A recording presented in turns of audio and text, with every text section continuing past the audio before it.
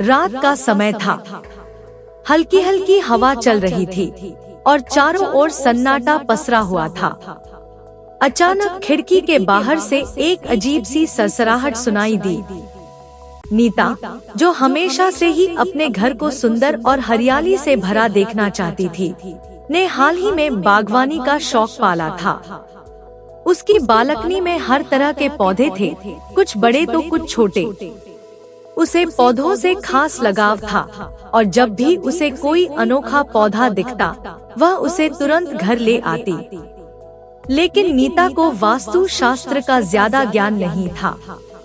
उसे सिर्फ यह पता था कि हरियाली जीवन में सकारात्मक ऊर्जा लाती है, लेकिन वह नहीं जानती थी कि कुछ पौधे ऐसे होते हैं जो घर में नकारात्मकता और दुर्भाग्य का कारण बन सकते हैं।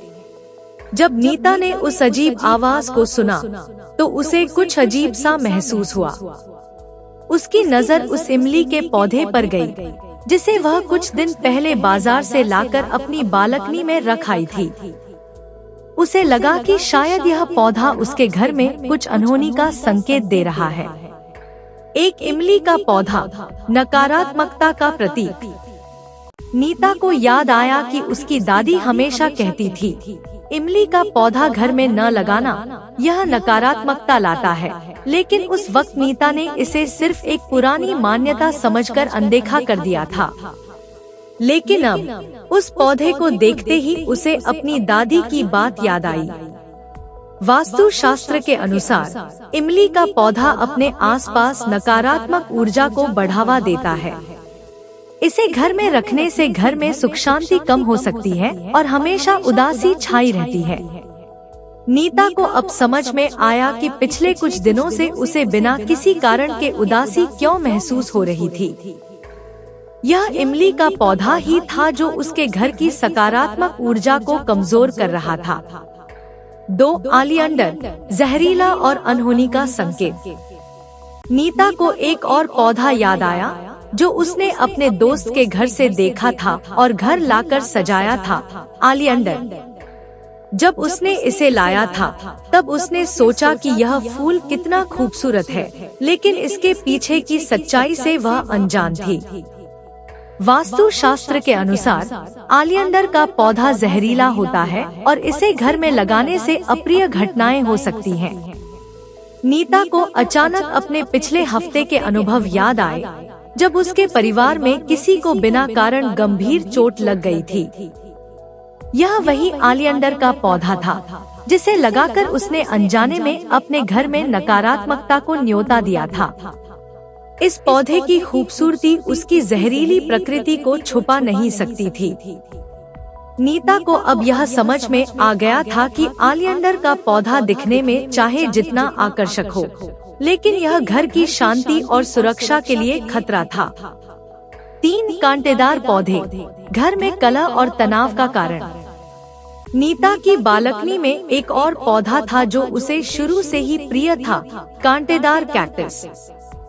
उसे लगता था कि इस पौधे की सुंदरता उसकी सख्त बनावट में छुपी है, लेकिन वह नहीं जानती थी कि वास्तु शास्त्र में कांटेदार पौधों को घर में कलह और तनाव का प्रतीक माना जाता है।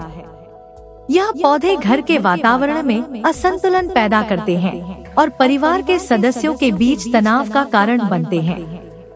हाल ही में नीता और उसके पति के बीच लगातार छोटी छोटी बातों पर झगड़े हो रहे थे।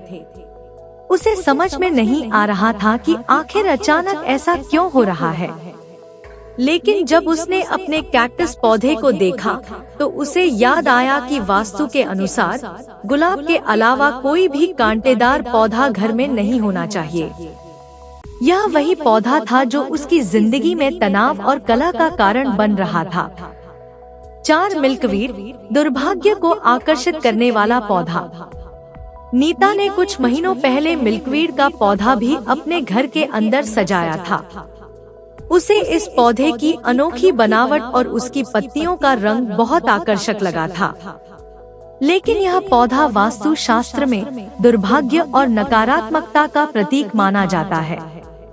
इसे घर में लगाने से आपकी तरक्की में बाधा आ सकती है और आपके जीवन में अचानक समस्याएं आ सकती हैं। नीता के साथ पिछले कुछ महीनों से ऐसा ही हो रहा था। उसके कई प्रोजेक्ट बिना किसी कारण के अटक रहे थे और उसे हर काम में रुकावट महसूस हो रही थी।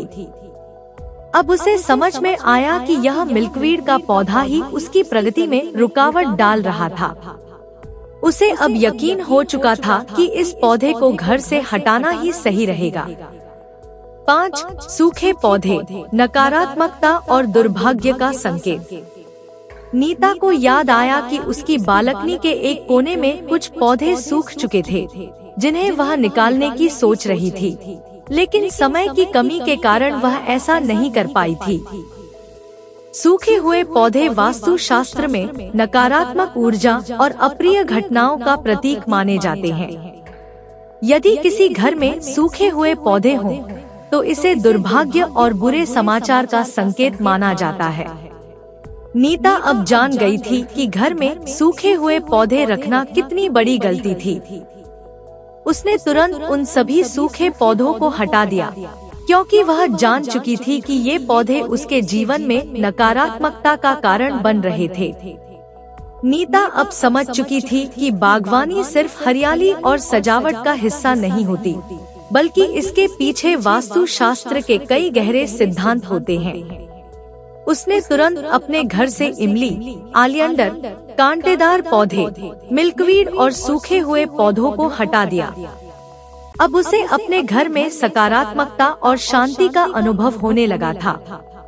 नीता ने यह भी सीखा कि हर पौधा अपने साथ एक विशेष ऊर्जा लेकर आता है और हमें यह ध्यान रखना चाहिए कि कौन से पौधे हमारे जीवन में सकारात्मकता ला सकते हैं और कौन से नकारात्मकता।